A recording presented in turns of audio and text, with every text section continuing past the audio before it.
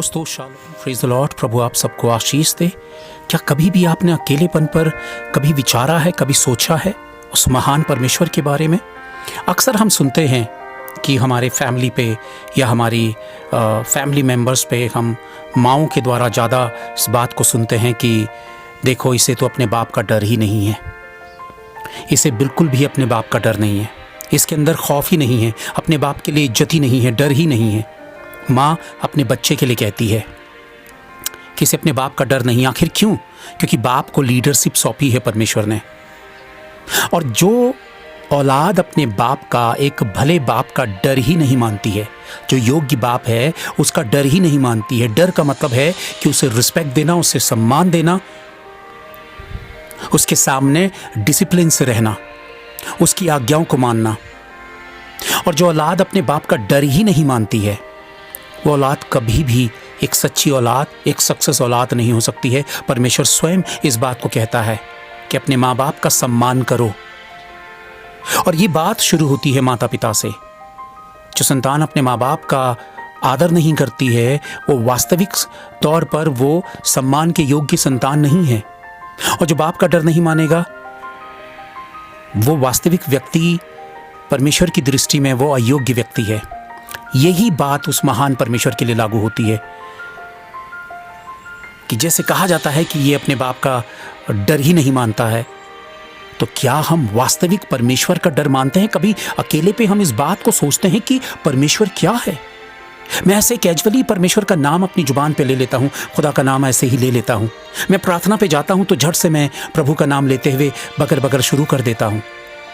क्या मैं एक पल के लिए भी सोचता हूँ जिसका नाम मैं अपनी जुबान पर लेने जा रहा हूँ, क्या उसके लिए मैंने अपने दिल को उसके लिए तैयार कर दिया है? उसको वो आदर, वो सम्मान, वो रिस्पेक्ट देने के लिए मैंने अपने दिल, दिमाग, अपनी सोच को तैयार कर लिया है? क्या मैं वैसे ही उसी पोजीशन पर आया हूँ, घुटनों के बल आया हूँ, या मैं अपने दिल से उसे सम्मान देते हुए मैं उसका नाम ले रहा हूँ? अगर मैं उसे कह रहा हूँ हे पवित्र यीशु, तो मेरे मन पे, मेरी आत्मा में, मेरी सोच में उसके लिए कितनी बड़ी रिस्पेक्ट है।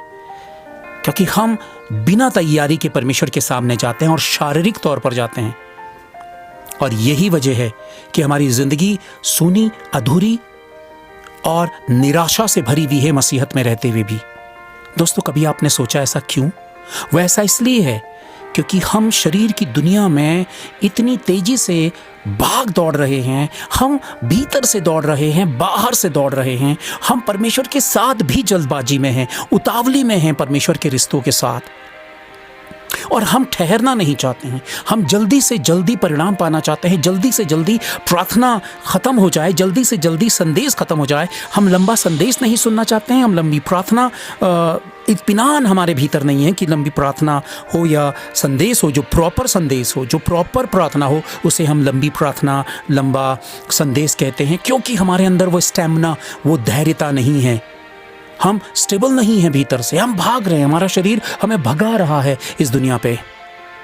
और कभी भी हम एक बेहतर प्रार्थना करने वाले, एक बेहतर संदेश सुनने वाले नहीं हो सकते हैं। और जब इन दो क्षेत्रों में हम कमजोर हैं, तो हम कभी भी परमेश्वर के सामने खड़े होने के योग्य वास्तविक मसीह नहीं बन सकते। वो इसलिए क्योंकि हमारे भीतर वो बाप के लिए वो सच्चा सम्मान नहीं है। और आज के दौर पर मसीहत एक तरीके से एक फैशन और बहुत ही ईजिली अवेलेबल होने वाली एक वजह बन गई है।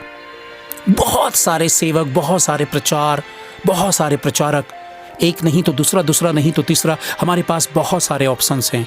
और यही वजह है कि हम सच्चे कलाम से पीछे हो चुके हैं और धोखे के शिकार होते चले जा रहे हैं। सच्ची और वास्तविक कलीसियाओं के साथ हमारा संबंध नहीं है, क्योंकि हम भावनात्मक, शारीरिक और भावनात्मक तौर पर चीज़ों के साथ जुड़े हुए हैं, आत्मिक रीति से नहीं।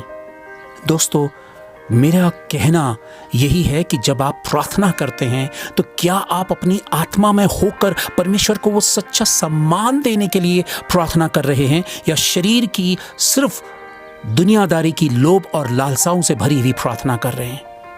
क्या आप डरते हैं परमेश्वर को लेकर? परमेश्वर का नाम जब आप लेते हैं तो क्या आपके भीतर डर पैदा होता है? और अगर आपके भीतर डर नहीं है, तो आप कभी भी सच्चे परमेश्वर तक नहीं पहुंच सकते हैं। क्योंकि परमेश्वर के प्रति डर, अब ये डर, ये पॉजिटिव डर है, ये डर उसे सम्मान देने वाला है, ये डर उसकी बात को मानने वाला, उसकी बात को ओबीडेंट करने वाला है। ये वो डर है जिससे उसे सच्ची रिस्पेक्ट मिलती है। अगर हम परमेश्वर के साथ सच्चे नहीं हैं तो हम एक धोखे वाली मसीहत के साथ जिंदगी बिता रहे हैं। देखिए, दिन और साल गुजरते चले जाएंगे, सुबह होगी, रात होगी, फिर सुबह होगी, फिर सांझ होगी, फिर रात होगी। जिंदगी ऐसी ही चलती चली जाएगी। पर एक पल के लिए आप सोच कर देखिए कि आप जिंदगी कैसे बिता रहे हैं। परमेश्वर को क्या वास्तव में आप परमेश्वर समझ रहे हैं? क्या आप अकेले में बैठकर परमेश्वर को वो वास्तविक सम्मान दे रहे हैं? आज हर कोई इंसान अपनी ओर को अटेंशन चाहता है और वो अटेंशन पाने के लिए कुछ भी हरकतें कर रहा है। सावधान मनुष्य को दिखाने के लिए अपने धर्म के काम ना करना, वरना अपने पिता से कुछ भी प्रतिफल नहीं पाएंगे। इसलिए जब प्रभु का आगमन बहुत नजदीक है तो उससे पहले आप ये विचार लीजिए, आप ये सोच लीजिए कि आप जब प्रभु के सामने जाएं तो क्या आप अपने दिल, दिमाग, अपने मन, अपनी सोच से उसको आदर और सम्मान देने के लिए तैयार हैं? क्या आप सच्चा समर्पण कर रहे हैं? क्या आप उसका भय मान रहे हैं?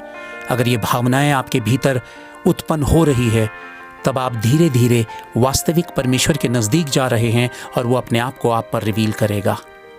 यदि वास्तव में ये बातें आपको भाती हैं, दूसरों तक जरूर पहुंचाएं। Thank you. Praise the Lord.